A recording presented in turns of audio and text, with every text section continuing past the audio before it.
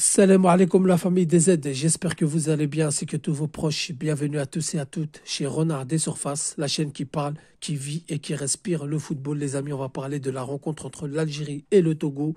Troisième journée des éliminatoires à la prochaine Coupe d'Afrique des Nations, qui je le rappelle aura lieu au Maroc de décembre 2025 à janvier 2026. Donc la rencontre aura lieu à Annaba à 21h le jeudi 10. Et ensuite, le match retour, quelques jours plus tard, on s'envolera pour le Togo pour affronter cette même équipe, car il s'agit d'une double confrontation, troisième et quatrième journée des éliminatoires à la prochaine Coupe d'Afrique. Donc pour le moment, on va se concentrer sur le match aller. Une fois que le match aller sera fini, on basculera sur le match retour. Et je vais vous dire qu'est-ce que j'attends de ce stage, comment le Togo joue et quel schéma tactique et quel 11 j'aimerais que Petkovic aligne. Bien sûr avec mes idées et aussi avec un peu de réalité par rapport à ce qu'il a fait précédemment. Donc il faut savoir que c'est le quatrième rassemblement de Petkovic et je vois par rapport au dernier stage plus d'assurance, plus de sérénité, plus de choses positives qu'au stage précédent. Donc petit récapitulatif, au mois de mars, il vient d'arriver donc, c'était une date FIFA à la limite de la catastrophe, voilà, mais il vient d'arriver, il ne connaît pas les joueurs, on lui impose une liste, donc c'est tout à fait normal. Donc une victoire 3-2 face à la Bolivie, l'une des équipes les plus faibles d'Amérique du Sud. Quand même, les joueurs se connaissaient sur le terrain. Ils n'ont pas aussi rendu service à Petkovic parce que c'était désorganisé, etc. Ensuite, on a fait 3-3 contre l'Afrique du Sud. Un match où on ne pouvait pas tirer d'enseignement parce que c'était plus un match de gala, de spectacle, qu'un vrai match test. Même si en seconde période, on a vu la réaction de l'entraîneur qui a repositionné Ait Nouri un peu plus haut sur le terrain et qui a fait un changement tactique, ce qui a fait que l'Algérie a dominé et aurait pu même l'emporter. Mais l'Afrique du Sud reste une très bonne équipe en Afrique. Ensuite, il y a eu cette confrontation face à la Guinée-Conakry, troisième journée des éliminatoires à la prochaine Coupe du Monde 2026. Premier match pour M. Petkovic. Et là, on a vu que la pression, il n'a pas su la supporter, que la pression qu'il y avait autour de l'équipe nationale, les médias, les supporters, voilà, tout ce qu'il y avait autour du stade, n'ont pas su supporter et on s'est effondré. On a perdu 2-1 face à une Guinée qui est complètement à la ramasse, il faut le dire, qui n'est plus à son niveau, qui a des problèmes de fédération, des problèmes de primes, des problèmes de joueurs. On a quand même réussi à perdre, même s'il y a eu une erreur de Mandrea, mais quand même, on n'était pas bien en place. On avait raté beaucoup d'occasions, donc ça dégageait aucune sérénité. Et là, il y a une première prise de position, première prise de responsabilité. Yassine Brahimi quitte le groupe.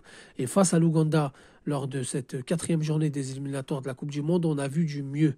Avec du recul, quand on revisionne le match, on l'a dominé quand même de bout en bout. On a joué à l'extérieur avec un taux d'humidité très élevé. Et en plus de ça, face à une équipe qui nous avait rejoint au classement et donc qui était ultra motivée. On a vu quand même un peu de positivité. On s'est dit, bon, c'est les joueurs, ils ont pris, on va dire, leur courage entre deux mains, leur responsabilité. Il y en a qui ont dit c'est pas l'entraîneur, c'est Oussam Aouar dans le vestiaire qui a dit allez les gars, on s'effondre pas, on y va. Mais dans le jeu, c'était propre. Dans le jeu, c'était une domination claire et nette. Quand on regarde le match, on se rend compte. Ensuite, il y a eu ce match face à la Guinée équatoriale à domicile et au Libéria à l'extérieur. Donc première et deuxième journée des éliminatoires à la prochaine Coupe d'Afrique. Et là, on a vu de plus en plus de positivité. Moi, j'ai vu des choses positives. J'ai vu quand même une réaction de l'entraîneur, on va dire, qui a pris un peu plus ses responsabilités, qui s'est affirmé un peu plus que lors des stages précédents. Donc même s'il y en a qui disent que la liste, c'est pas lui, que beaucoup ramènent des joueurs, etc. Bon, ça, on le sait, hein, qu'il y a des joueurs qui ont été imposés mais on sent qu'il commence à mettre sa touche et sa patte. Donc c'est pour ça, lors de ce stage, qu'est-ce que j'attends de l'entraîneur? Déjà qu'il nous fasse une bonne composition de départ avec un bon schéma tactique, comme l'équipe nationale doit jouer, comme ce qu'il a fait au Libéria, parce que nous, on a l'équipe pour jouer à 3 défenseurs avec 2 pistons. Donc j'attends déjà qu'il fasse une bonne composition de départ, parce que quand vous regardez bien, la plupart des buts qu'on a mis, c'est en seconde période. Donc, suite à une réaction de l'entraîneur, suite à un remaniement du schéma tactique. Donc, moi, j'aimerais quand même que ce qu'il met en place, ça paye en première mi-temps, qu'on voit du beau jeu, qu'on voit aucune difficulté, qu'on voit des ballons ressortir propres, etc., etc., qu'on n'attende pas de réagir. Il ne faut plus être dans la réaction, il faut être dans l'action. Donc déjà, ça, c'est la chose que j'attends le plus. Ensuite, j'attends un joueur comme Hichem Boudaoui. J'espère qu'il aura du temps de jeu. J'attends aussi qu'il donne du temps de jeu à des joueurs comme Bouanani, comme Hadji Moussa. J'espère qu'il donnera assez de temps de jeu à Maza pour qu'on le voit à l'œuvre. On a beaucoup parlé de lui. J'ai envie qu'il titularise Amoura. Donc, En gros, j'ai envie que Petkovic aligne le bon 11 de départ, le bon schéma tactique et qu'on ne soit pas dans la réaction. Ensuite, les amis, pour parler du Togo, le Togo, c'est une équipe, on va dire, assez faible de nos jours. Même si par le passé, elle a marqué de son empreinte en Afrique, elle a été coriace, notamment à l'époque d'Adebayor, même ils sont qualifiés pour la Coupe du Monde 2006, dans un groupe auquel il y avait le Mali, le Sénégal, donc c'était pas facile. Mais ce temps-là, il révolue. Aujourd'hui, le Togo, c'est une équipe assez faible, mais quand même qui est joueuse et qui est accrocheuse. C'est une équipe qui se crée beaucoup d'occasions, mais qui est inefficace devant les buts. Donc c'est une équipe assez agressive. Ils sont grands, assez athlétiques.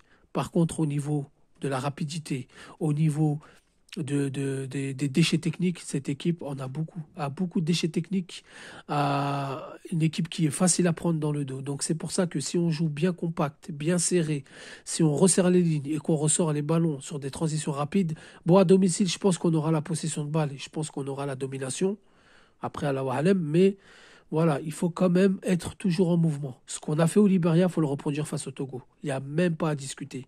Beaucoup vont dire oui, mais c'était le Libéria. Non, c'était le schéma tactique qu'il fallait, c'était les joueurs peut-être qu'il fallait, et c'était la façon de jouer qu'il fallait. Je presse haut, je vais chercher, je propose, je me rends utile, je lève la tête, je donne. Ça, c'est le jeu qu'il nous faut pour aller battre ces équipes-là et se mettre à l'abri. Ensuite, les amis, par rapport à ça, je vais vous donner mon 11 de départ. Donc moi, j'aimerais jouer en 3-4-3 ou 4-3-2-1. Moi, j'aimerais jouer en 3-4-3, mais je pense que Petkovic fera un 4-3-2-1. Donc, Ben Bot dans les cages, il est temps qu'il ait sa chance. Il montre de belles choses avec l'USMA. Il a montré des belles choses quand il a été champion d'Afrique. Ben Bot est rassurant sur sa ligne. Il est athlétique, il est grand. Dans les sorties aériennes, il est assez bon. Donc, j'ai envie de mettre Ben Bot. Ensuite, arrière gauche, bien évidemment. Adjam a fait un très bon match, mais je mets quand même Ait Nouri. Je veux en avoir le cœur net. Adjam, on a vu qu'il est capable, donc je mets Ait Nouri. Je veux en avoir le cœur net que c'était une erreur, ses mauvaises prestations jusque-là. Ensuite, dans l'axe de la défense, je mets Mendy Ben Sebaini. Et à droite, je mets Mohamed Farsi. Devant la défense, Zorgan Boudaoui. Ensuite, sur les côtés, je pense qu'il va mettre Marez, mais moi j'aurais aimé Bouanani, mais je pense qu'il mettra Marez. Numéro 10, Oussem Aouar. Sur le côté gauche, Amoura. Et en attaque, Gouiri. J'ai envie qu'il mette ça, mais je ne pense pas qu'il mettra ça. Je pense qu'il mettra quand même Boundia en attaque de pointe. Je pense qu'il mettra Gouiri sur le côté gauche. Et malheureusement, Amoura sera peut-être sur le banc de touche. Après, en 3-4-3, ça serait pas mal, avec deux pistons. Farsi, Ait Nouri. Une défense à 3. Donc, Ben Sebaini, Tougaï, Manji. Et ensuite, devant, on mettra Amoura sur le côté gauche, Gouiri en attaque et Bouanani sur le côté droit. En tout cas, c'est ce que j'espère. Dites-moi ce que vous en pensez en commentaire, la famille. Moi, j'ai vu un peu plus de positivité. J'ai vu un peu plus de choses qui me donnent de l'espoir. On espère de la maîtrise. On espère un jeu collectif, un bloc resserré et qui part vite en contre-attaque s'il le faut et prendre la défense dans son dos. Donc la famille, dites-moi ce que vous en pensez en commentaire. Sur ce, je vous remercie tous. Salam alaikum, que la paix soit sur vous.